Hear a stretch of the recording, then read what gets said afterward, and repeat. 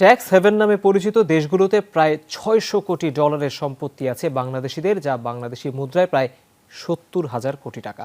কর ফাঁকি দিয়ে বাংলাদেশিদের এসব অফশোর সম্পদ গড়ে তোলার তথ্য প্রকাশ করেছে ইউরোপীয় ইউনিয়ন।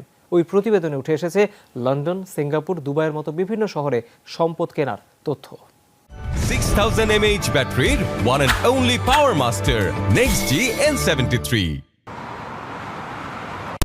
বিদেশ থেকে গোপনে অর্থ জমা রাখার সুযোগ রয়েছে যেসব দেশে, সেগুলোর পরিচিতি মূলত ট্যাক্স হেভেন হিসেবে।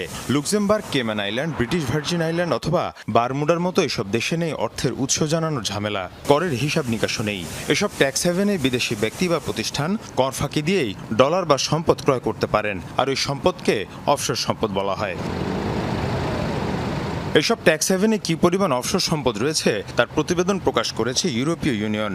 ইউ ট্যাক্স অবজারভেটরি প্রকাশিত অ্যাটলাস অফ অফশোর ওয়ার্ল্ড নামের ওই প্রতিবেদনে উঠে আসে বাংলাদেশিদের সম্পদের পরিমাণ ৫৯১ কোটি ডলার বাংলাদেশি মুদ্রায়, যা প্রায় ৭০,০০০ কোটি টাকা, যা বাংলাদেশের মোট জিডিপির প্রায় ১.৩%।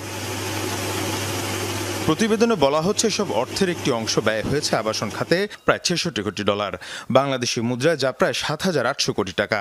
লন্ডন, প্যারিস, দুবাইয়ের মতো বিভিন্ন শহরে কেনা হয়েছে এসব সম্পদ, তবে গোপন রাখা হয়েছে সম্পদের মালিক এসব বাংলাদেশিদের নাম পরিচয়। যদিও ২০২০ ও ২০২১ সালের তুলনায় ২০২২ সালে ট্যাক্স হেভেনে বাংলাদেশিদের সম্পদের পরিমাণ কমেছে বলে উঠে আসে প্রতিবেদনে। আগের বছর বাংলাদেশিদের অফশোর সম্পদের পরিমাণ ছিল ৮০০ কোটি ডলারের বেশি। মীর মুশফিকা হাসান, যমুনা নিউজ।